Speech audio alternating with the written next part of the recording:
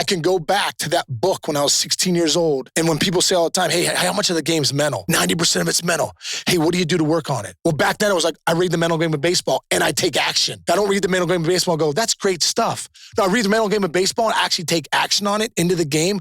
And I'm a guy now that's one of the best players in the country. You just said something which I've actually asked guys repeatedly, how much of the game is mental? And they all say the same thing, right? Anywhere from 80 to 90, 95%. Okay, so we know that the game is mental by that degree, 75%. 80%, 90%, whatever it is. My encouragement to players is always, what if we just took a piece of time? You're going to continue to devote time to the physical side. Like, that's not going to change. You're not going to stop taking ground balls because you're now focused on the mental side. But how do we add to that from the mental side? How much of your day is spent focused on that? The thing I used to do was, it was called the release technique back then. It's now called the Sedona method. It's a whole book on it.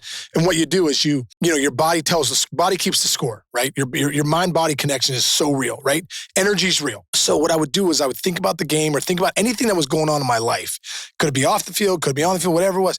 It would show up in my body somewhere. Usually it'd show up in my gut. It'd show up in my solar plexus, show up in my throat. So what I would do is I would feel that. I'd put my head down. I'd breathe in.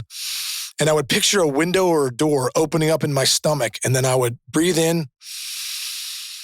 And then I would breathe out. And I would see that energy flowing out of my stomach or flowing out of my chest. The point that I'm making is sometimes we can overthink things and try and think through things. Sometimes you just got to go to the body to get rid of it. Yeah. I'd walk out after that 20 minutes and I'd feel like, now I'm in character. 7:05 character is now ready. Like, go get my uni on, grab a drink or whatever. I'm out the door to run my sprints and I'm ready to play.